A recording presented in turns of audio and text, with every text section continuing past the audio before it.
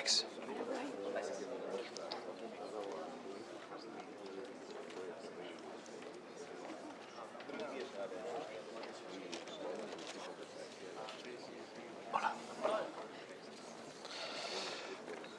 Hi, good afternoon. I'm Jason Marzak, the Deputy Director of the Adrienne Arsh Latin America Center. And on behalf of my center and the Global Business and Economics Program, Andrea Montanita, the director there, I'm delighted to welcome you all to this incredibly timely event on the future of the Trans-Pacific Partnership with views from both sides of the Pacific. I'm thrilled that we have four very distinguished Latin American and Asian ambassadors and economic affairs minister representing key countries in the TPP negotiations that have taken time to join us for this important discussion. I'd also like to welcome the ambassador from Nicaragua, Francisco Campbell, and the ambassador from Paraguay, Igor Pangracio, for being with us today. We often hear in Washington from U.S. officials about TPP, but what is the view of our Latin American and Asian negotiating partners on the status of the TPP discussions and the key issues to be resolved? And how can completion of an effective agreement unleash new growth and investment opportunities for the United States and participating countries? And what would be the effect on non-signatory countries as well? We have a fantastic panel today, and I thank everybody for taking the time for their incredibly busy schedules. To my left is Chile's ambassador to the United States, Juan Gabriel Valdez.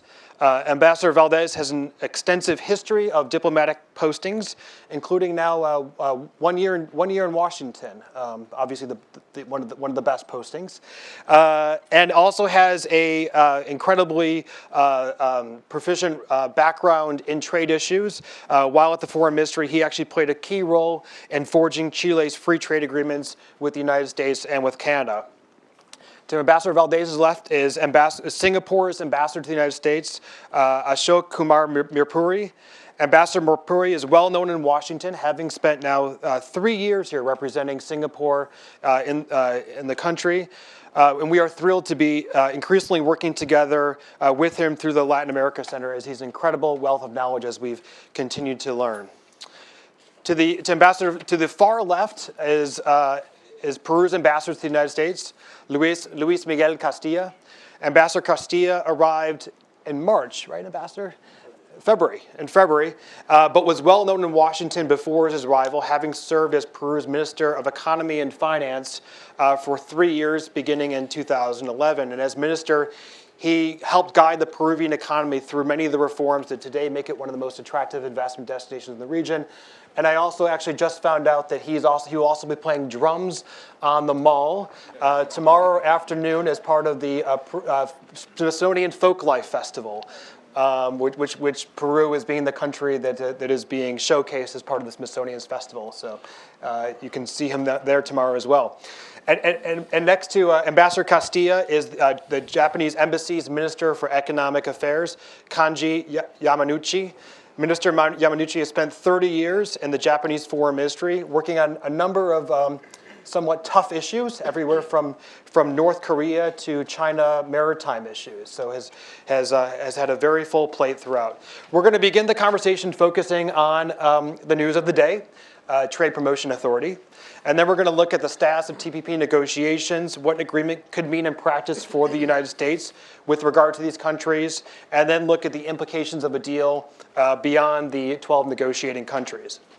I'll conduct the panel in a Davos format to provide as much conversation as possible between the panelists, and then we'll leave the last half hour of our lunch for questions.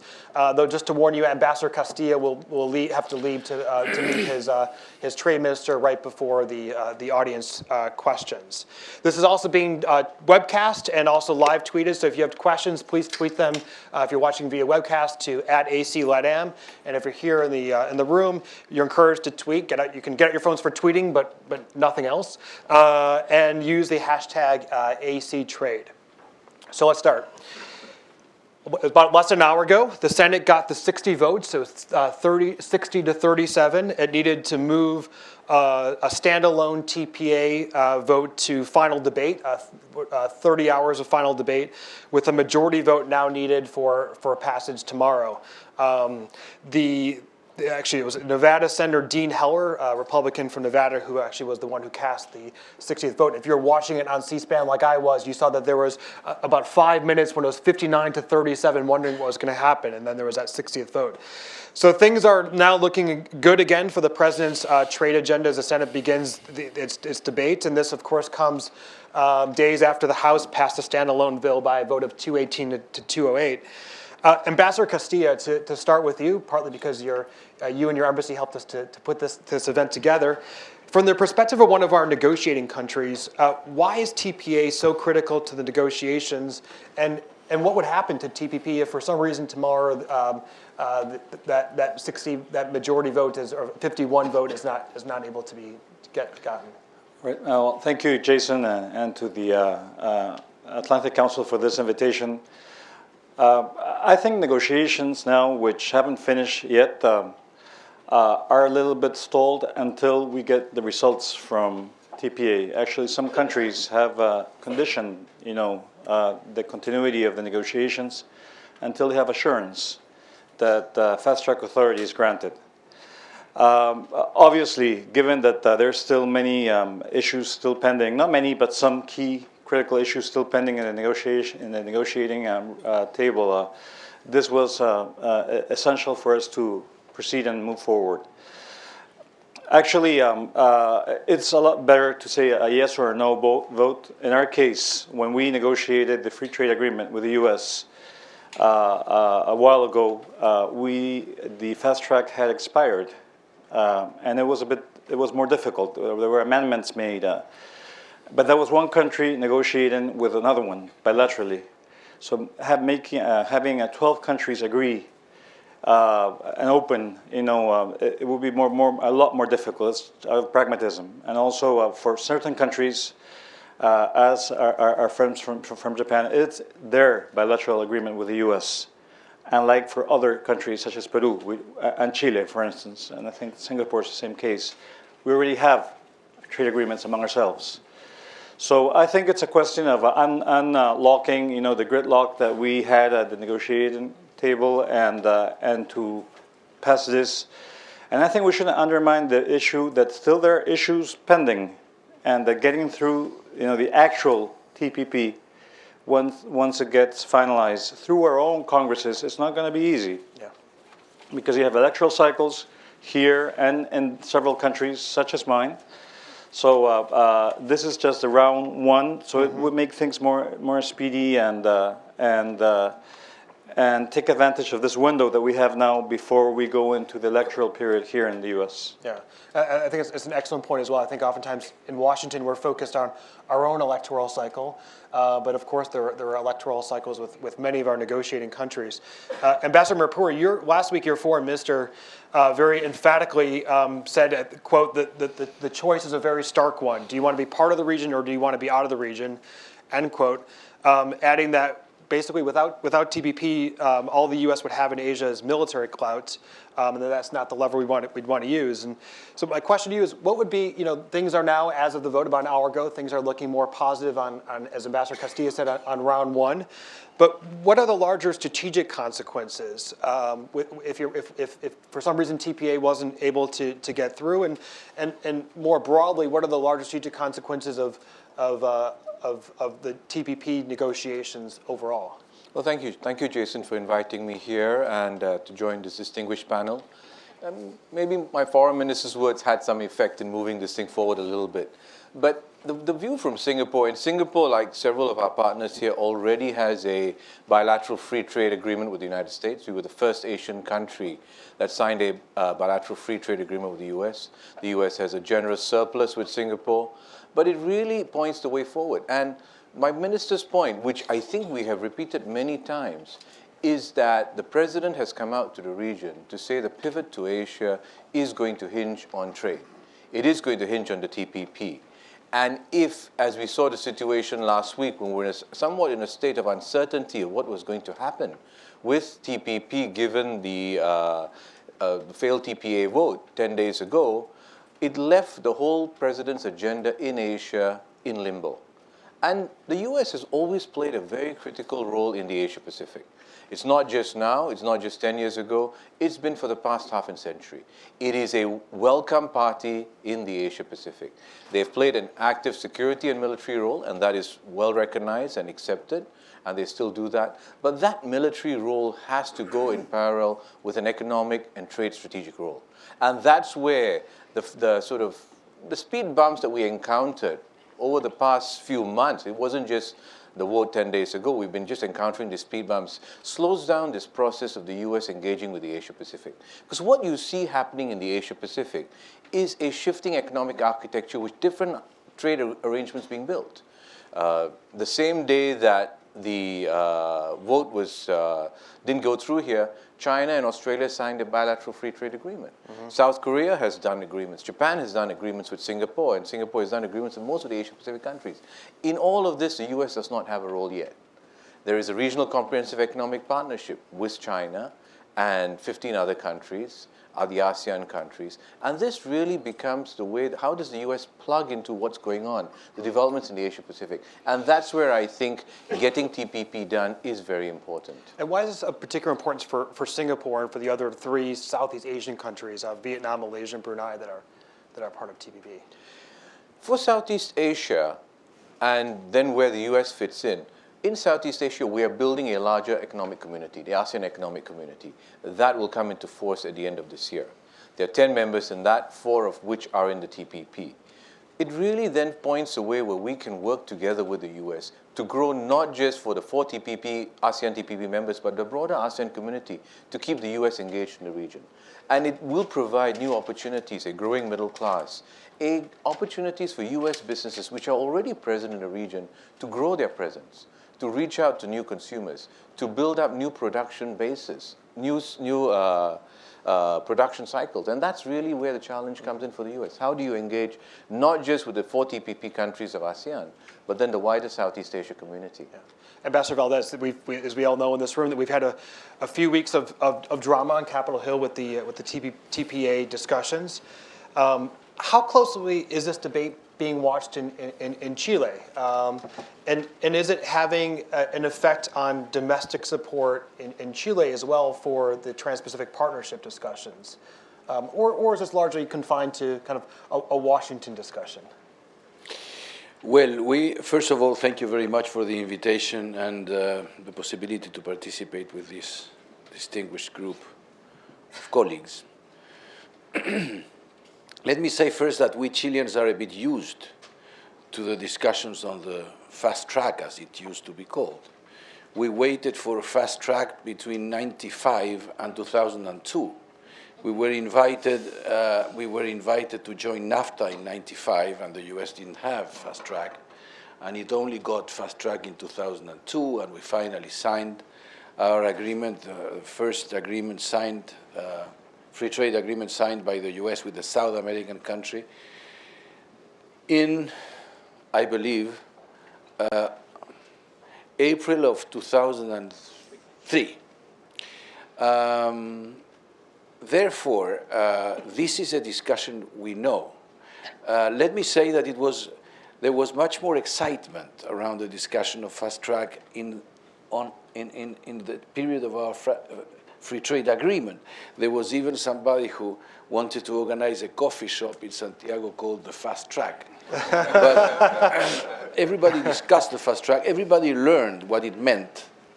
Today, I would exaggerate if I tell you that Chileans look in the papers every morning saying, was it approved or not? But the fact is that some of the arguments of this discussion have reached our Congress. And as the ambassador of Peru was saying, we have political cycles, we have political circumstances, and we have our own Congresses. And this is a debate that is going to be a tough debate in our own Congress. I would like also to say that there is a certain, in terms of public opinion, there is sometimes the tendency to indicate that the mere approval of the TPA has solved all the matters pending in the discussion and the negotiation, and this is simply not true. Therefore, even if we know, because having been a friend of most USTRs for a long time and having negotiated with the USTR, we are fully aware that immediately after the FTA is approved, the USTR will rush toward the end of a negotiation. We understand that there are many important things to be solved, and we have some time yet to be able to agree on certain issues that complicate us and that make our participation in this treaty not as enthusiastic as it might be if flexibility was accepted as a principle. Therefore, I believe that this is good news. I fully agree with my colleagues that without this TPA, the possibilities of convincing the members of TPP to make progress towards an end of negotiation was practically impossible. But with this TPA, we are very hopeful that we will see a happy ending to the whole process of negotiation. And it's an excellent point as well to constantly be able to look at what's happening in the foreign capitals of our negotiating countries. That many of the same arguments that those who are concerned about TPP and TPA have here in Washington across the U.S., those same arguments oftentimes resonate across our negotiating countries. Mr. Yamanuchi, the U.S.-Japan alliance is we call it oftentimes the cornerstone of U.S. security interests in Asia, and is fundamental to regional stability and prosperity. And the TPP is the cornerstone of the Obama administration's economic policy in the Asia Pacific. Ambassador Mipuri talked a little bit about the importance of TPP insofar as kind of larger engagement with the Asia Pacific region, but from a Japanese specific perspective, what is the potential impact of this deal on American influence in the region, and also more broad, and also specifically on the U.S.-Japan relationship? Yes, 2 months ago, our Prime Minister Abe came to Washington and had a very good discussion with President Obama, and two of them issued the statement called Joint Vision Statement.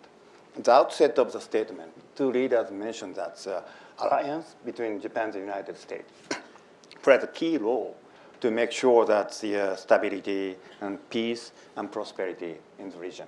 And that is the case for that.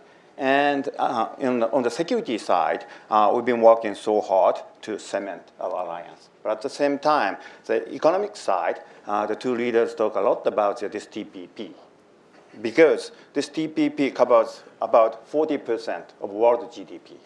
And this TPP is the most high standard free trade agreement negotiated ever. And also, the two leaders recognized that the TPP has a connotation not only just trade and investment, but also security and geopolitical connotation. Therefore, this TPP is so important for the future of Asia Pacific. And today's TPA is one very good news for the future for that. And Ambassador Kisiya, Mr. Yamanuchi has mentioned, 40% of global GDP is represented by the 12 negotiating partners. So let's move beyond this week. Say the president gets a TPA bill and hopefully a TA, trade adjustment assistance bill as well to sign this week. So what's your assessment of the next steps for the negotiations? I mean, my understanding is at this point that the negotiators are all basically on hold to wait for what happens in many regards in the U.S. Congress. So what happens next? I'll know when I pick up my trade minister in a few minutes, but I think, as my understanding goes, most technical, issues or issues that can be solved at technical level have been dealt with, and whatever points are still pending, they're going to be defined at the highest, political level, the ministers themselves. I would say, in our case, really what we see, and not only Peru, but other countries, is the issue of IP, intellectual property rights, is really the most complicated issue, because it involves, in a certain way, going beyond what we had already agreed upon with the U.S., which was the most difficult thing to convince our congressmen and public opinion. And there's always, this belief that this is going to hinder, access to, pharmaceutical medicines, and that's really could become a social issue. Now, looking back in our case, when we agreed upon the different the time period, protection of IP, the increase in the prices of medicines was lower than the accumulated inflation that we had over during the 6 years of life of the free trade agreement. So it is not quite it is a very easy flag to wave. Oh, this is going to happen, but not necessarily. But it's going to be actually politically difficult to convince our lawmakers that this is something that won't harm. Extending to biological pharmaceuticals, which didn't exist at the time when we negotiated, or even going a longer period, which is something that I think for most countries is not in the table. So I think once this situation gets surpassed, the TPA, I think the leaders have to get together and really politically define, what's the trade-off. And for us, we actually believe there's looks at the cost benefit. The benefits for a country such as Peru that already have trade agreements with 7 out of the 12 countries will be obviously access to 5 of them. And if this didn't happen, we would already be negotiating bilaterally with them. The second thing is that we will be able to accumulate rules of origin, which actually we actually had that thing when we had a preferential drug-related trade preference among the Andean countries before a free trade agreement. And once the trade agreement, but the bilateral came into effect, we were not able to accumulate origin. Now we will be able to do so with the TPP, and that's very important for firms and SMEs to be able to insert themselves in supply chains. So that's something of a lot of value. And there's a strategic, as was mentioned by our colleague from Japan. We in Peru, along with our other APEC members, we believe that this is a strategic, look towards the Pacific as a source of trade and development. It goes beyond trade, really, and beyond investment. It allows us to lock in reforms, to set higher standards that we already have, and that we wouldn't have otherwise. For us, trade has been beneficial. There's been adjustment costs, obviously, but it's been beneficial. And if one really compares the overall performance of open countries that have pursued trade policies open and strategically looking towards the Pacific, I think we've done a little bit better than the ones that haven't. So it's something of a development bet as well for us engaging with our Asian partners.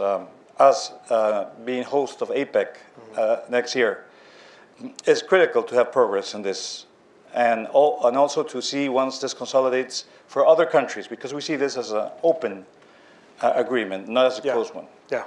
Excellent points, and I think the idea of being able to lock in reforms, right? The trade agreements are oftentimes an opportunity for negotiating countries to be able to move forward reforms that would be very difficult to do if there wasn't the carrot of a trade agreement to be able to implement. Ambassador Mirpuri, please.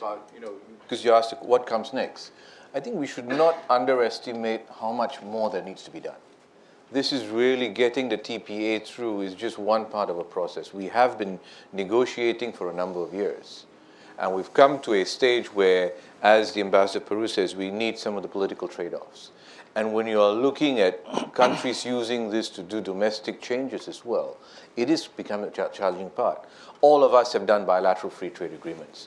Getting 12 negotiating countries in a room just multiplies the complexity by more than 12. And so let's not underestimate how much more there is still to be done. But so we really need to move fairly quickly to achieve this objective of getting the TPP in place. And would you agree with the ambassador's assessment of the most difficult, of the issues for Peru that can be some of the most difficult? Are those some of the most difficult issues for Singapore? I think every country has got different issues. And the challenge in these negotiations is, you do the easy parts first, and you leave the difficult parts for those final trade-offs. And that's where the TPA becomes very important. Yeah. And Ambassador Valdez, Chile is one of the most open, free trade economies, definitely in the Western Hemisphere. Ambassador Castillo is mentioning that the TPP is an opportunity to accumulate rules of origin, right? Is that what's seen from the Chilean perspective as one of the reasons that TPP makes sense? That's right. I would say that what Ambassador Castillo has said reflects exactly the position of Chile. What is important to us is, first of all, we have trade agreements with all members of the TPP. We want, of course, to keep the tariff advantages we have got in other free trade agreements. Therefore, the participation in TPP is obviously oriented by that concept, by that perception, by that need. But the accumulation of rules of origin, the possibility to accelerate tariff reductions, the possibility to include new areas of trade, the possibility to include services, investments, government procurement in a trade agreement of this nature and of this ambition is obviously extremely important to us. This would consolidate many of the things we have been doing with other countries. And besides, it would also, I believe, be an important boost to the Alliance of the Pacific, which is an organization we have in Latin America, which is extremely important to promote and to consolidate. Now, let me say one thing about geopolitics. Chile is a close ally of the United States. We look at the Pacific with the same eyes. And therefore, we understand, as the ambassador from Singapore said, that the Pacific is an area in which we should work together in matters of security, and we are working together in matters of security. We are also working in areas of protection of the environment. This year we will have in Chile the conference Our Ocean, which promotes the conservation of species in the Pacific. We understand that trade has to be incorporated. We have been members of APEC for a long time, and we have also signed agreements with countries that will not be in the TPP, like China. We are very interested in other agreements with China. China is our main trade partner, and we would obviously advocate at a certain point for a confluence between TPP and China, which is, we believe, a need if we want to effectively develop a real Pacific Basin economic and trade policy. Therefore, we also understand and we value the geopolitical elements that are included in this treaty, and this is one of the discussions that we are going to introduce in our Congress, because sometimes Congresses, I say it with all the due respect, tend to look at immediate consequences and immediate gains and have difficulties, given the political cycles, to look beyond. Therefore, if we want to look beyond, for a country like Chile to be associated with all these countries in the Pacific is simply a need. And the question of China, a lot of the, I think, discourse in the United States to be able to move Trade Promotion Authority forward has been to, say how this is in many ways this would be an opportunity, in some ways an anti-China agreement. And I think that's, as you mentioned, I've heard the two arguments. The argument that this would be built in order to confront China, which I think is a big mistake. But I have also listen to the argument that this is the creation of a series of rules and agreements that would allow a conversation and a dialogue with China that would be much more fruitful in terms of the incorporation of China to certain international trade rules. And I'll ask the other panelists. My understanding is that the second point of an opportunity to create an agreement that's complementary to China is the viewpoint of most of our TPP negotiating countries, right? That the first viewpoint is maybe something that's been used to sell the agreement a little bit here in the United States, but most of our other. Mr. Yamanuchi, how is it viewed from a Japanese perspective? The thing is, our four countries are member of APEC. And APEC has been sort of discussing how to create the free trade zone in Asia Pacific. There are several venues to achieve that goal. The TPP is probably most advanced and the most progressive way to achieve those big framework for free trade agreement in Asia Pacific. And the other thing is, Ambassador just mentioned, we call it RCEP, Regional Comprehensive Economic Partnership. That is negotiated among some of the Asian countries, including Japan and China. So we've been working together for those big purposes. And the thing is, as I just mentioned, TPP is most high standard free trade agreement ever. And probably we are working so hard and we have some painful effort to achieve that goal. Because what we are talking about is intellectual property rights, environmental standard, labor standard, state-owned enterprises, the rules of investment, and competition policy, etc., etc. More than 20 chapters for that. Almost every comprehensive rules of trade and investment and economic activities. And probably our 12 countries are living up with that high standard. But I'm not quite sure, is there any other countries who can meet with this high standard? Mm-hmm. We welcome any country who are showing its willingness and showing their political determination to live up with those high standards. That is the things. But at this moment, our 12 countries negotiation is in the end game, but not yet quite there. Mm-hmm. So now we have good news today, but the ambassador is right. We have many things to do from now. But probably the very strong political momentum is here. Right.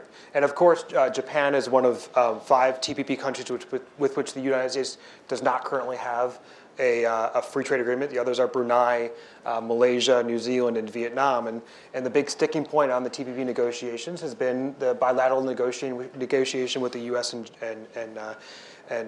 with Tokyo, agriculture, auto markets. How close are we at this point to, you mentioned the Prime Minister's visit, and how close are we at this point to seeing a deal come through between the U.S. and Japan? You're asking a very good question. And I'm trained and a tough one too, as a professional diplomat to answer sometimes, it's very difficult to answer to that good question straightly. But I would mention, and also, believe me, the confidentiality of the negotiation of course, of TPP is very, very important. So any of our participants cannot mention the very detail of the negotiation. But I would say, as I just mentioned, Prime Minister Abe came to the town 2 months ago, and 2 leaders mentioned, and actually 2 leaders welcomed the progress we made during our bilateral negotiations. We are not quite there, but I think the 2 countries made a tremendous and significant progress for our bilateral negotiations, including automobiles and agriculture. Mm-hmm. And let me ask you, we've been talking about the TPP being a framework for the 21st century and having the highest standard of rules. Why? Can you give us a little bit more detail on why is this specifically a framework for the 21st century? What are some of the high standards that are part of TPP that you see as being kind of a launching point to potentially future negotiations if the TPP were to move forward? Yeah, the thing that I just mentioned, more than 20 chapters of the economic activities, trade and investment, and we have been negotiating. That sets a ground rule for Asia Pacific for the 21st century. Any country want to improve their economic activities and economic standard, and also the growth. And those rules would, in long run, benefit those, promote those growth. And also the coverage of TPP is very wide. 40% of the world GDP. If other country joins, that percentage goes up. and also 1/3 of whole trade in the world under the TPP. So those coverage means a lot. And also the strategic connotation and geopolitical connotation. That is what it is. And also for the United States point of view, and this administration promotes this idea of Asia pivot or rebalancing Asia. And when they say that, they do have the 2 or 3 different means. One is the security side, political side, and also economic engagement. And economic engagement is a very indispensable part of U.S. partnership with Asian countries. So in those other meanings, I think this TPP will set the new framework for the 21st century. Ambassador Puri, what do you see as some of the new rules that would be put in place as part of TPP, and what could they mean for global commerce, for setting a broader agenda for global commerce standards? I think it's in this 21st century framework that is being put together. And sometimes these are catchphrases when you start looking at it. And as Kanji-san has already mentioned, there are a vast number of areas. It's important to recognize that the kind of economic relationships between these partners has evolved very dramatically. The kind of agreements we were signing even in the 1990s are out of date by now, because technology has changed, requirements have changed, and therefore, for this century, for the current period, we do need some of these new rules. Multinational corporations are expanding around the world. They benefit from various countries. New partners have come into play. And speaking about China, China plays a very significant economic role in economic relationships throughout the Asia-Pacific region. For most of Southeast Asia, it's the number 1 or number 2 trading partner. And so looking ahead, how do we then build that framework that is really open to everybody? And in anticipating that some of these changes will start taking place, I think about it like Lego pieces, where you have these negotiations going on between various structures, and at the end of it, you can connect them together.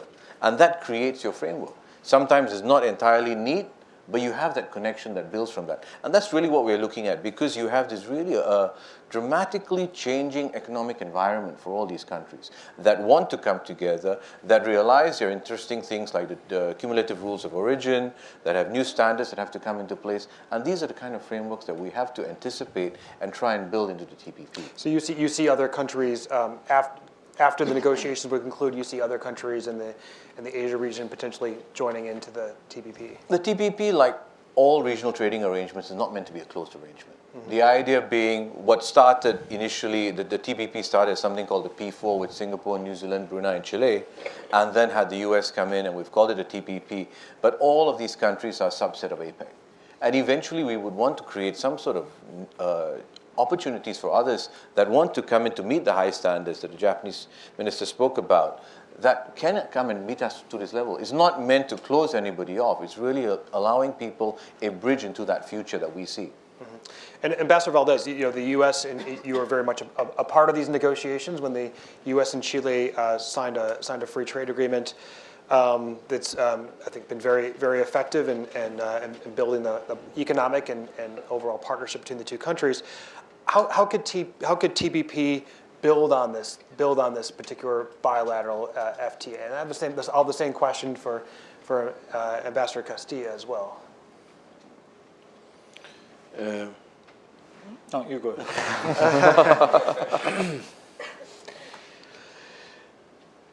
Of course, I have already mentioned some of the issues that will add up to our trade agreement with the United States.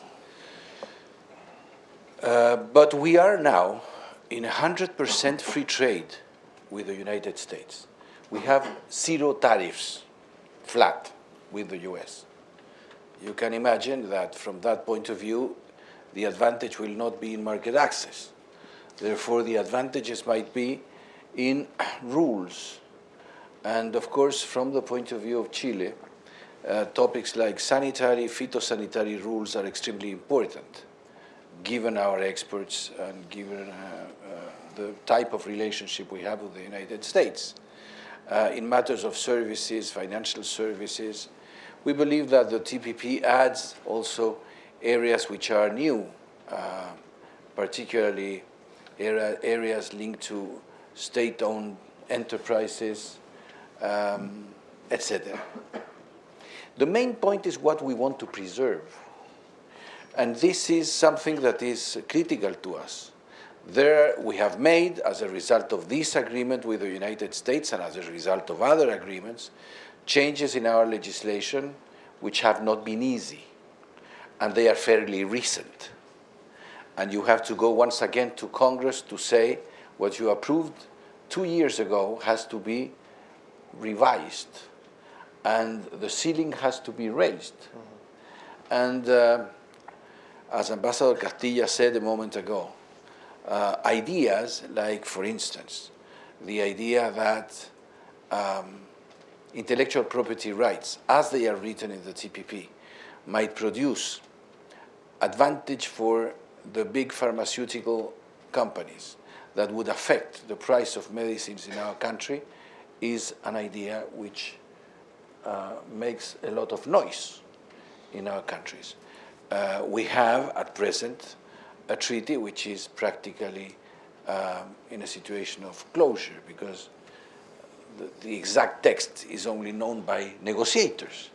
But from the moment in which this will be open for a parliamentary discussion, the amount of work we will have to make progress on this, persuading people that there are bigger advantages than some problems we might have in terms of our own legislation, will be an enormous task. And let me say something that I'm not saying it as a joke or a provocation, but we hope that at that moment, people will have the same patience we have with fast-track discussions with us. This, I believe, is something important. No Congress wants foreign opinion to invade its own limits. This is an important thing to bear in mind.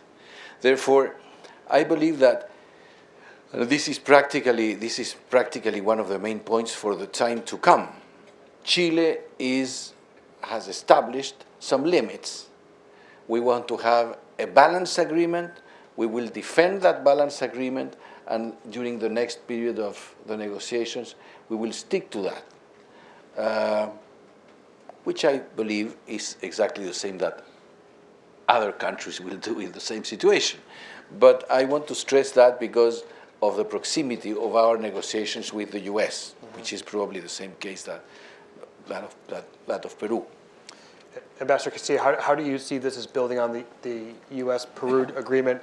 And then also to Ambassador Valdez's point, you mentioned about the intellectual property aspects of the agreement in an earlier response, but as he brings it up again, how is that resonating in the Peruvian Congress and among the Peruvian people as well?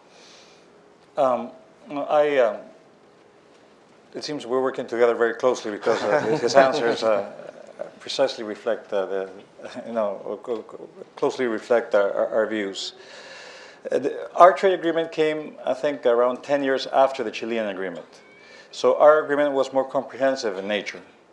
And this is an evolving, a thing that evolves. Standards are not static, and they evolve. So perhaps some of the things that we had agreed upon, procurement, investment, environment, labor, we already had them in our trade agreement, perhaps different than Chile when they negotiated theirs. So this is at different speeds. I would say again, it adds 2.5 billion market, which is the 5 extra countries that we will have access. So there's a little bit of market access in the accumulation of rules of origin issue that I discussed. Obviously, the sanitary and phytosanitary, ease that or mechanisms to make that easier. Because, as a matter of fact, we already signed a free trade agreement, but market access on paper is one thing, and going through, the different, restrictions is a different issue. So the implementation of market access is not a magic thing. One needs, and I think there are provisions to make this more efficient, more expeditive. So it definitely adds up. And and it actually also complements other efforts that we're doing parallel. So we're trying to have this put together, but at the same time we're also complementing with other efforts in my country, which is our accession to the OECD, for instance, which deals with other issues. Chile is already a member of, as Mexico is, of the OECD, governance, transparency, anti-corruption, other issues that are not directly dealt with. So it's a comprehensive, approach to high standards. That's what we are looking for. In terms of the public opinion, it's quite striking what's happened in 10 years. In 10 years, it was a major discussion. Public opinion was against open trade out of really uncertainties. Congress was completely against any sort of free trade agreement. It was a lot of discussion. And all of that has already been, in a certain way internalized in our discussion. Now numbers have flipped from 80 opposition, 20 in favor, to the opposite. So overall, there is a general support for free trade overall in our country. Why? Because we've seen the good results: full employment sectors, higher standards, adequate conflict resolution between investors and state. And we've seen the benefits in spite of the and large productivity gains that we've had over the past few years. Now, what's been perhaps discussed, I agree, less intensive now than before. For instance, has been issues regarding the secrecy of these negotiations. There's this issue that these are secret negotiations, nobody knows. And that's not really true, because obviously, if you're negotiating, you cannot really put the chapters for public scrutiny. But there are venues in which different, Congress can look at different drafts. Same here. Different organized business communities and trade unions can actually look at some of the, drafts. And there's ways in which you can actually share some information. And so I think that's been one of the issues, and IP. Those have been the two issues, but it hasn't been a huge discussion as it was. I think there's more support today than 10 years ago. And Ambassador Murpuri, and how does this, from a Singaporean perspective, how would a TPP build on the agreement that Singapore already has with the U.S.? What's missing from that agreement that would be added as part of TPP that would be critical for the bilateral relationship? Well, essentially very little, because our free trade agreement, which is about 10 years old, already incorporates many of these elements. And it's not just Singapore's free trade agreement with the US, it's our free trade agreement with several other countries around the region. How do we sort of add on to this? As I mentioned, technology is changing, requirements are changing. Singapore has become in many ways a platform for US companies to reach out to the wider region. And by having the TPP in place, it would reinforce that, getting into that wider region that goes into play. So that's a very important part of where we see the TPP moving ahead. Because many of the elements, you have to remember Singapore is a small, extremely globalized economy.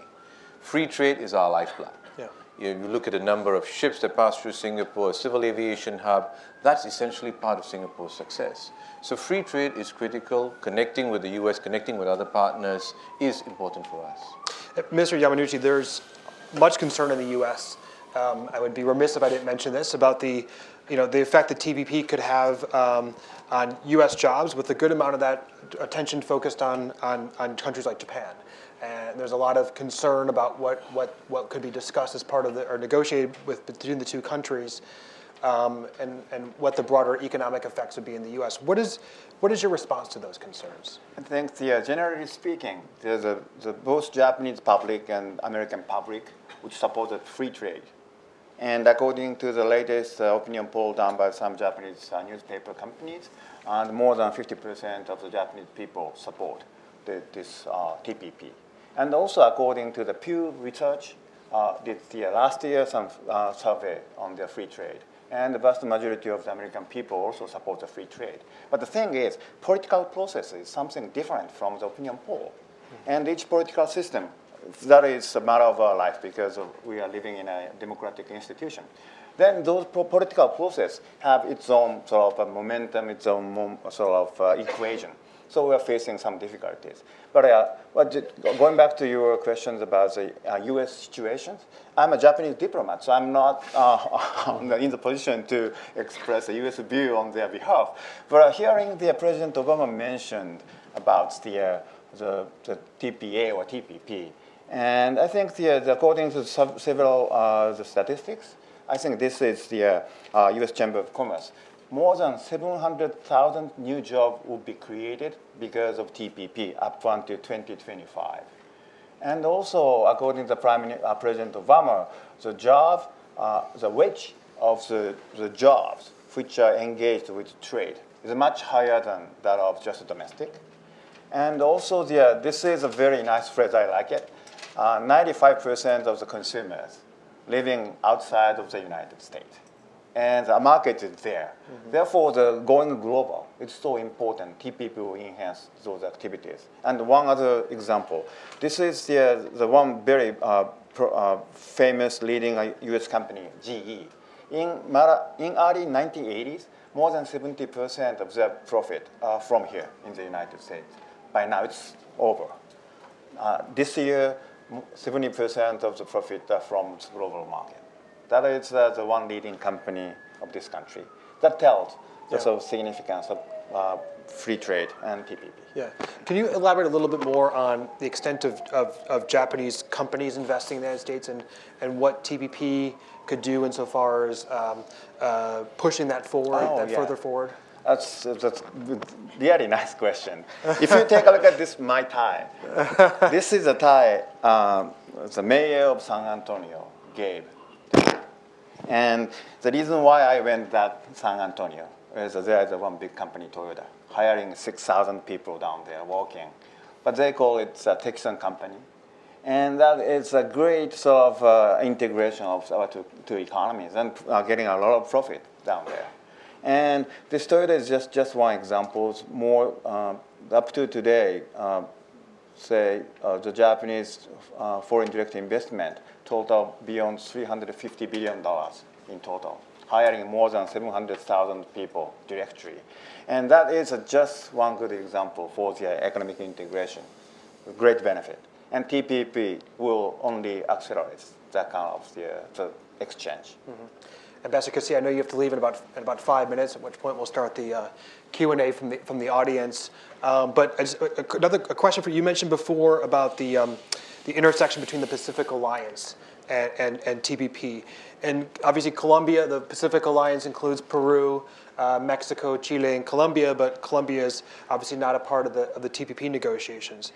How does that? What effect does that have on the Pacific Alliance, not having Colombia be a part of the TPP negotiations, and how did the negotiations Colombia side? How does the TPP negotiations forward movement in that? How does that affect the ability for the Pacific Alliance to further deepen its integration? I think I don't see any effect. The Pacific Alliance, as Ambassador Valdez mentioned, is something a very interesting bloc, very dynamic, a lot of progress in a very short period of time, and liberalization of trade, of goods, services, people, capital, going to other areas as capital market integration. So it really doesn't, affect. Obviously, Colombians would love to be part of this, and it would make a lot of sense. And we are actually in many instances we're acting as a bloc. I mentioned it last time here that when we had the climate change conference in Lima, the 4 presidents of the Pacific Alliance made a joint statement with a common view about how to deal with the climate change challenge. So it would be obviously good for them, and we understand that overall the APEC leadership would like Colombia to come in, but there's a moratorium, not to Colombia in itself, but to other countries, and that's something that will be discussed eventually, I guess. Perhaps the worry also for us, not only for Colombia, is the fact that the countries are very heterogeneous in the TPP. And always we're looking at countries, Vietnam, for instance. That is going to really impinge a challenge upon, our textile and garment and sector, for instance. And that's actually an even larger worry for Colombians. So we're trying to see ways in which perhaps we can accumulate origin with our Colombian friends. That's something that we're already discussing with the Americans, and there will be a way to get them in indirectly. But that's easier said than done. Obviously you need to reopen the whole thing, go through Congress, and that's something that actually our friends from Colombia would like to do. Eventually, when APEC membership opens, they'll come in. But I don't see Pacific Alliance progress being hindered by the fact that Colombia isn't part of TPP at all. And we're trying, but it's a process. And I think given that this is an open process and the APEC is also an open club, it should be receptive to Colombia. If it were upon us, Latin Americans, or the countries that we are already in negotiating TPP, we would love having our Colombian friends in there. But it's a bit more. There are other issues, more geopolitical and from other parts of the world, perhaps involved. I know you have to go meet your minister at the airport, so thank you again very much for. Thank you very much, and this is very important, and I'd like to stress a point that was made before, that this doesn't finish with TPA. It actually is round one, and we shouldn't really underestimate all the discussions that are going to happen. So it is a good bet, and it's something that we all agree upon. But I think the real movie is just beginning, and we shouldn't forget about that. Yeah, great. Thank you. Thank you. Yeah.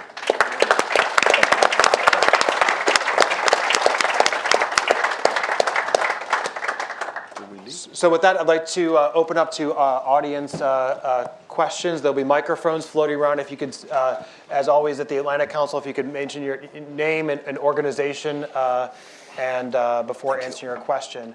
And I see a very eager question here in the first row, Sol right here in the first row. And if you could please just keep your questions concise. Thank you very much for your presentation. It all sounded very good. I have a question. I have your name and organization. Mike please. Snow, journalist. The Guardian recently ran a piece that showed that the momentum toward favoring fast track in the TPP suddenly changed when the spigot opened from corporate donations. For example, Senators Cantwell, Wyden, and Bennett all got $105,000 in a very short time for their campaign contributions. How can we entrust politicians to make a sound judgment when they're getting these huge campaign contributions, huge lavish donations, and when they leave office, lucrative jobs? Another point I'd like to make is that none of you addressed is this the question about the ability, the passage of this treaty will enable companies to sue countries. For example, in Victoria, Australia right now, they're being sued by Philip Morris because they have laws on the books that are inconvenient for Philip Morris to make a profit, anti-smoking laws. Germany is being sued by a company in Sweden because of Fukushima. Okay, thanks. Thank you. Well, I just like to finish the point. Yeah. Fukushima, that impinged on this company's ability to make a profit. Can you address that point specifically? Because it's something that's often glossed over in these presentations. Great, thank you. And we have a lot of questions. I'm going to take a second question as well with this first round. Yes, sir, right behind you in the pink tie there. Thank you, Jason. Patrick Kilbride from the Global Intellectual Property Center at the U.S. Chamber of Commerce. Ambassador Valdez and Ambassador Castilla's absence, I'll direct this question to you, but Latin America in the early 2000s seemed poised to take off, and for a variety of reasons, including the financial crisis. I think we didn't see launch trajectory. So the question is, can the TPP be part of the catalyst that really realizes the Latin America moment? And how important is the innovation economy to that? And are Chile and its neighbors, partners in the Pacific Alliance, ready to embrace a strong set of intellectual property provisions that can really jumpstart that innovative economy in Latin America? Great, thanks, Patrick. I think on the first question about the corporate donations, I think that this is probably not the right panel for this because these are foreign ambassadors rather than talk about U.S. domestic politics. But I guess there's also the question brought up, and I'm not sure one of our Asian colleagues might want to about the question about companies being able to sue countries as part of the TPP negotiations. Either Ambassador Puri or Minister Yamaguchi, if that's something. And then Ambassador Valdez, Patrick's question for you about TPP being a catalyst to realize the Latin America moment. Well, without going into the specifics, I think you're referring to investor-state dispute settlement, which has been an element of free trade agreements for a long time. It gives protection to foreign investors to invest in countries. And whether it is a US investor investing overseas, or a Singapore or a Japanese investor or a Chilean investor investing somewhere else, I think that this protection is critical given the kind of bets these people have to make. Now, ISDS, as I understand it, there are lots of protections in place before you can actually use it. And it hasn't been used extensively, although it has been an element of free trade agreements for a long time. So I'm sure that in the negotiations, each country will work out what is the best for them and how to work around these challenges if they feel that there may be a constraint they're putting themselves under. Well, of course, with respect to the first question, we cannot enter into these issues. But with respect to this last point, apart from what has just been said, which is a perfect explanation of the situation, if I am well informed, the question between Philip Morris and the Australian government is in the hands of a panel of the WTO, which is part of the rules of the WTO. It is not a result of any particular specific negotiation entered by the United States. Now, with respect to the question of, I was about to say what you're asking me. I was about to say that it is a fact that given the situation of some of our economies in the southern part of the world, which have had a sort of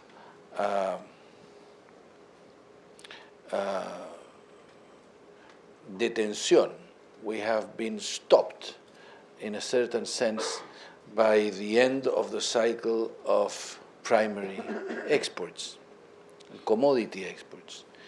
The joining of the TPP will mean a boost for, particularly, we believe, investments. It is a fact that the question of innovation and the participation in rules that allow a modernization of our economies is a concern of all of our governments. But it is not a process that you can carry out in a very short time. You need time in order to do that. Therefore, the possibility of using the TPP to acquire technology transfers, associations of all sorts, is something that will obviously help this process in our countries. And in immediate terms, we believe that the access or the participation in TPP will clearly help the difficult economic moment we're going through. Thank you. Was there Adam's question back there in the last row? Hi, Allison Good with SNL Energy, and my question is for Mr. Yamaguchi. As I'm sure you're well aware, U.S. energy firms here are really sold on TPA and TPP because they would, sort of speed up LNG exports specifically to Japan, and I'm wondering, is that still a mutual interest that Japan has in the TPP? Yes. Should I? Yeah, please. Okay. So, as you may know, Japan is a big importer of all the energy resources, and importing the shale oil and shale gas from the United States only increased our options. We rely on the foreign producers, the energy resources, and therefore the Japanese companies have been working hard to engage with American companies to import from the energies from the United States. And TPP will only accelerate those activities and bring us good rules and opportunities. Great, thank Again, you. if I may add, Yeah, Jason, please. this is not something new. Already FTA countries can import LNG from the US. So it's just one thing that just puts it additionally for the TPP countries. Great, thank you. Question here in the first round. We'll take these three questions together. We'll start with you, sir. So, you can get- Yes, hello. Thanks for being on the panel. My name is Adam B. Sudi. I'm with Politico. I had a question. You all mentioned there's work still to be done in the talks. Can you give more sort of more detail on exactly how much work needs to be done and what that means for the timeline in closing the deal? Last week, the Australian trade minister said a week's worth of negotiations could finalize this, but realistically, I know the U.S. and Japan have to conclude their bilateral, and there are a number of people waiting for Canada to make a market access offer. So what, from your view, is the actual realistic time you could close the deal now that TPA seems to be on the way to the president? Thank you. Great, thank you. Thanks, Adam, over here. Yeah. Yeah, thank you. Jim Berger from Washington Trade Daily. And just sort of a follow-up on that. The TPP seems to be so massive and has taken such a long time. I assume you all could agree that it's too big to fail. But there are some particularly important and sensitive political items that haven't been resolved yet. Are you convinced that it will take the leaders sitting down and playing poker together to get a real agreement, or can it be left to the ministers? And when's a good time for that? The APEC ministerial or the Leaders Summit? Or Great, thanks, Jim. And then the question next to you as well. Brett Fortnam from Inside U.S. Trade. In that same vein, in terms of how much work needs to be done, is it seen by all members that the bilateral deal between the U.S. and Japan has to be completed before other issues are addressed? If it's a week's worth of work, then has there been any discussion about a future ministerial or whether or not, how much time would have to be given after TPA passes for that ministerial to take place? And I also wanted to ask, in terms of the work that has to be done in your respective parliaments and congresses, how much time do you see that taking once negotiations are actually finalized?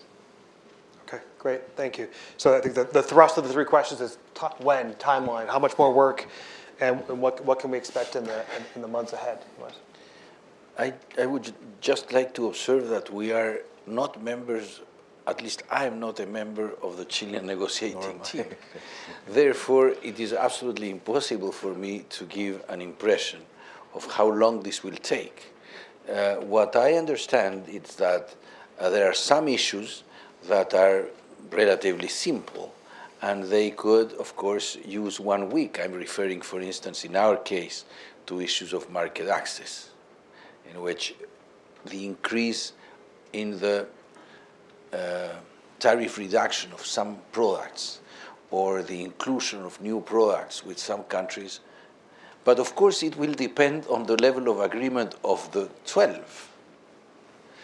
In other matters, I have the impression, and this is why I would rather address the second question, I have the impression that political leaders will have to get involved in the process. Ambassador Purr, would you like to Well, again, being in the happy position of not having to negotiate this highly complicated text, I then don't have to speculate on when it will be done.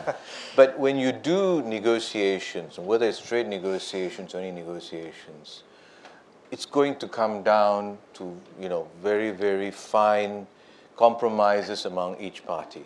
And that everyone recognizes. If everyone accepted what Singapore wanted, we'll overcome it tomorrow. Fantastic. And that's fine. But you know that's not going to happen.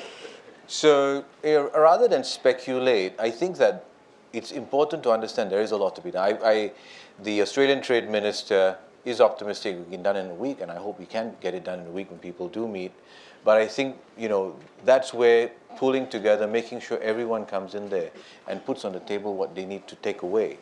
And the question of then the different processes that various congresses and parliaments. Singapore is a parliamentary democracy. We have a different process for ratification take. Again, this one goes back to each individual country. I think the most complicated will be going back again to Congress to get TPP approved even after we get over the TPA hurdle. So I think the focus will remain very much on what happens here even after we finalize the TPP agreement. Mr. Yamaguchi, what is the domestic I process looking couldn't to? agree more, but I would mention that Shakespeare once said every important thing is in detail.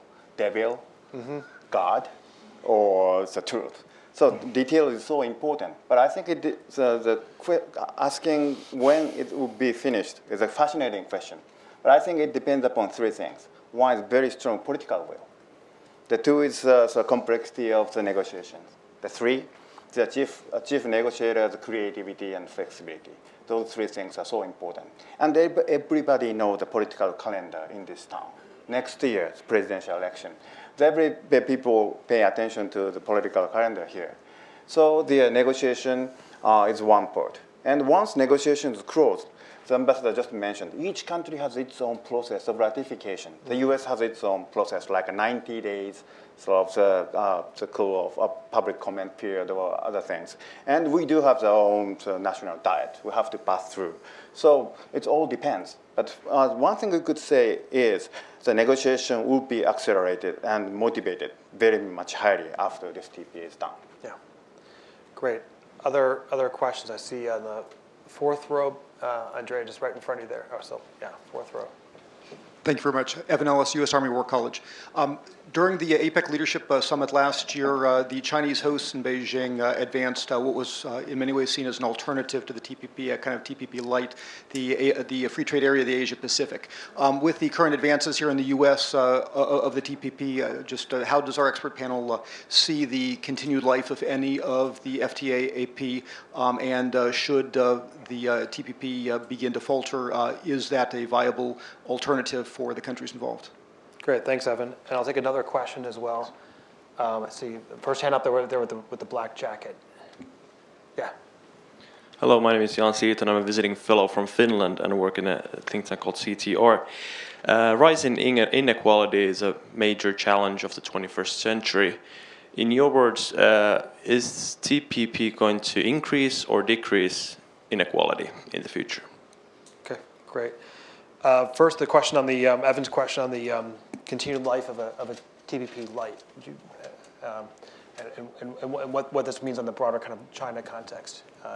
Ambassador Puri, would you like to? As I said, many different types of regional trading arrangements can exist in parallel. They're not mutually exclusive to each other. And whether one is an alternative to the other, I don't really present it in that way. The ultimate objective at APEC, and this has been mentioned over and over again for decades, is we want to have a free trade area of the Asia Pacific. The route to that, there are various routes to get there. Using TPP, using what you call the FTA-AP light, there are various routes to it. But the objective is really to create this Pacific where countries can trade freely with each other. And I think that's the ultimate objective. How long we take to get there, it's anybody's guess. What route we take, it's how do we connect, as I said, these Lego pieces that ultimately pull everything together. That's again something that, as I like the phrase that the Japanese minister said, we need everybody's creativity to get to where we want to get to. So I'd like to address the question from our fellow visiting from Finland of would this increase or decrease equality? I'm not an economist. I think these are these are issues that are probably not something that are correlated in a way. Each will happen. There are countries that are dealing with widening income inequalities, and various governments are dealing with it in their own methods, as you have here in the US. But whether the TPP is there or not, I don't think it slows down or speeds up that process of income inequality. It's really quite a parallel process. Yes, Ambassador. Well, with respect to the first question, in her recent visit to China, President Bachelet expressed an enormous interest in the offer of China on that agreement. Of course, we have a permanent talks with China around issues of trade, as I said before, trade with China is for us extremely important. I wouldn't go into details because I'm not in a condition to do it, but let me say that we are quite open to consider other agreements that might be useful in order to consolidate what we are doing with TPP. With respect to inequality, inequality is, for us in Chile, a very, very serious point. And we consider that the reduction of inequality is linked to political decisions by governments. That means internal policy decisions. And we do not see in the TPP anything that would prevent us to develop policies oriented to the reduction of inequality in Chile, both in areas of education, health, or regionalization, which is a critical issue linked to inequality. Therefore, I agree with what the ambassador of Singapore has just said. There is an uncertain, or at least no visible correlation between both things. And the only concern we've had with respect to this issue relates to intellectual property rights. And let me make there a comment. As the ambassador of Peru said, in Chile, polls show that Chileans are very much in favor of free trade. The group that is against free trade is a very small group of people. Yet the question is that people understand free trade as exchange of goods and services, and not as rules linked to particular sectors, developed sectors, in developed nations. Therefore, when we talk about intellectual property rights, the question is that we have to be shown that this is linked to free trade and not simply to another way of protecting or of protectionism. This is a very substantive point of the discussion we have. A former finance minister of Chile, Andrés Velasco, wrote recently a good piece saying, it is clear that the TPP will support or will help Latin America in its development, except if the position proposed in the TPP puts such an emphasis in the protection of inventions that it prevents creativity in our own countries. And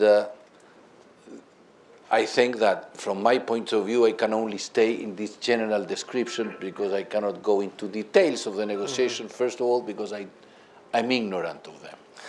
But from the point of view of general principles, this is what we see as a balanced agreement in this area. Mr. Yamaguchi, do you want to add anything to either of those? On China? Yes. I think that for Japan, China is the biggest trade partner, much bigger trade between US and Japan. So with China, we have a big trade. And also more than 22,000 Japanese companies operating inside China, hiring more than 10 million people, Chinese people, and getting a lot of benefit. But at the same time, they face challenges, intellectual property rights, or rules of investment and others. So we have been negotiating FTA among Japan, South Korea, and China. Going nowhere yet. But I think that I welcome the Chinese interest in TPP, and that is good things. And also I hope that in order to meet with a high standard, China have to reform many things. And TPP will accelerate their reforms inside China. And that is a very nice thing to see. Great, thank you. And we have time for probably another round of questions here. Take these, maybe all three of these questions on this side of the room here, and then we'll maybe take that fourth question over there as well. My name is Peter Fadul from the Embassy of Honduras, and one major aspect that we've mentioned about the TPP negotiations are these not only commercial advances, but social standards that would be established, labor rights standards, environmental protection standards, sanitation standards, so forth. And these advancements are especially appealing to a country like Honduras, who not only has room for commercial improvement, but social improvement as well. So I was wondering if you could shed some light on the enforcement and regulatory functions that would be put in place by TPP to ensure that the member countries, are in fact living up to these standards that are set. Thank you. Great, thank you. And I saw, I think there were two other questions there. Yep.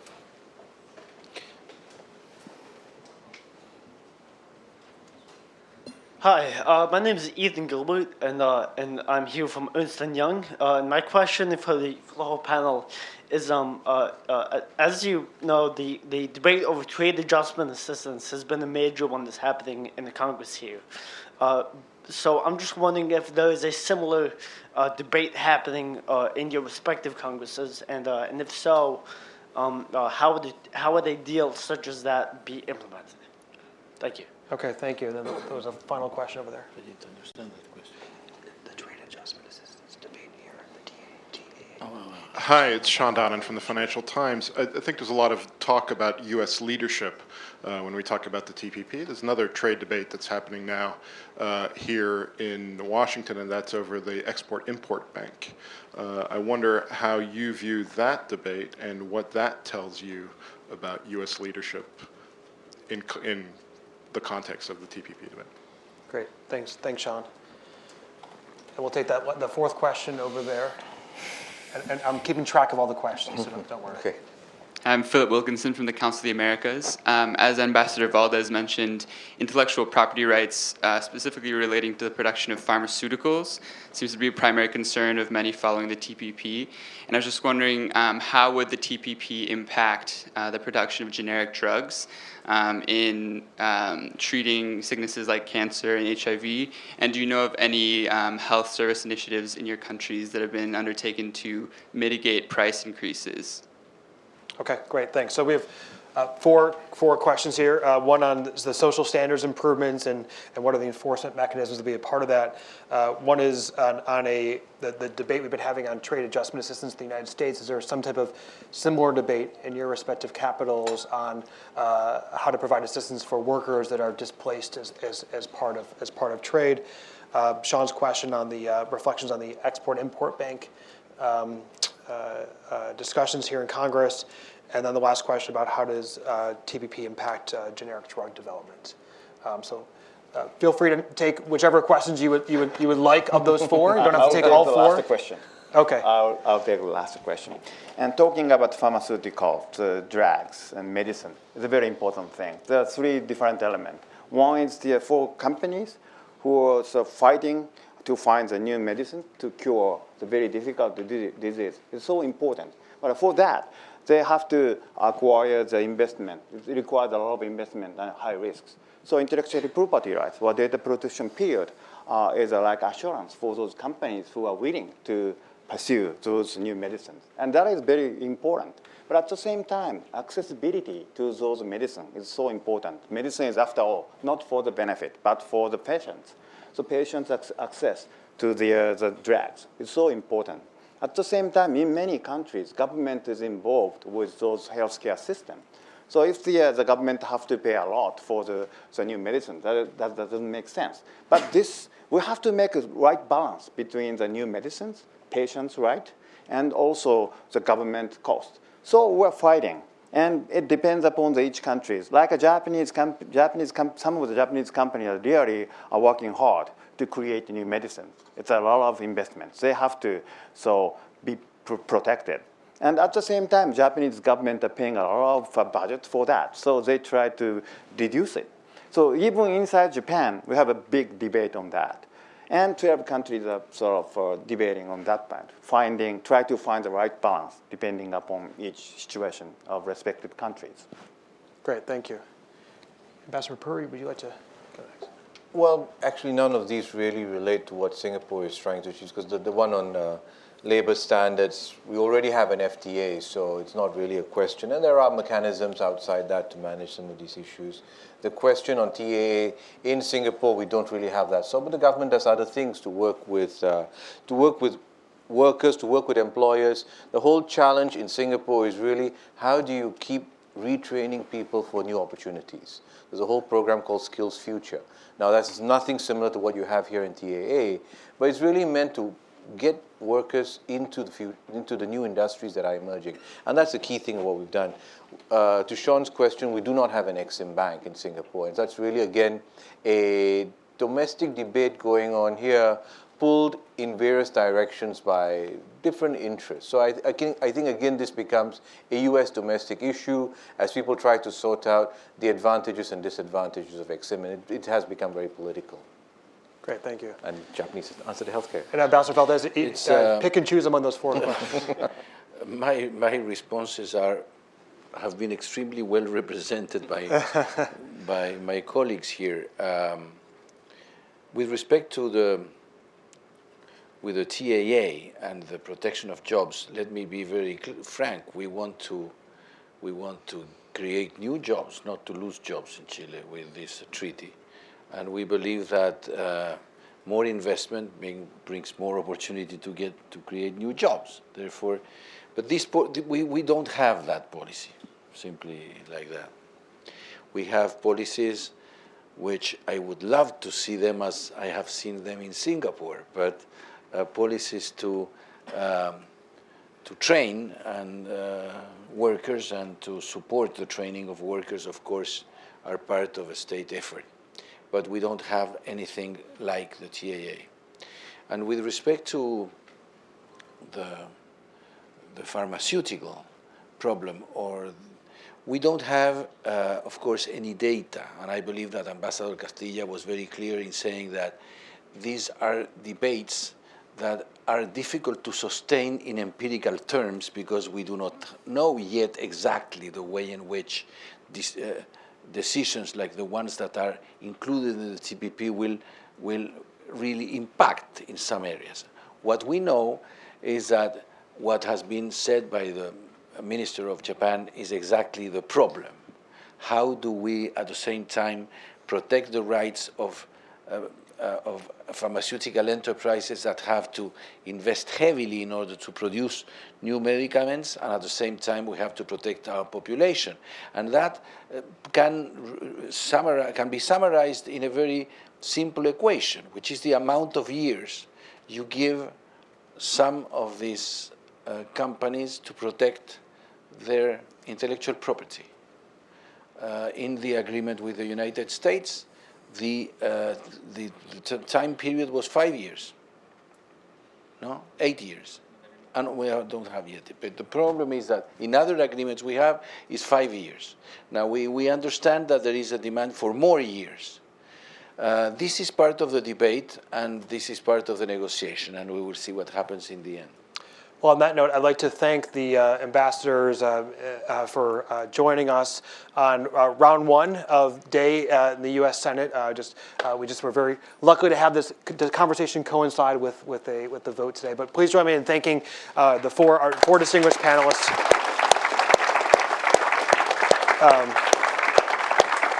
And I'd like to also, at the Atlantic Council, the Adrian Arch Latin America Center, the Global Business and Economics Program will continue to be at the forefront of these issues as we move forward. Obviously, TPA also has implications for TTIP as well, which is something that the Atlantic Council follows very, very closely. We did a great report last year on TPP called Bridging the Pacific. It's available outside. I encourage you to look at it. And in the back there with the green jacket is Carmen Munoz, who put together this event. So thank you, Carmen, for putting together an excellent event.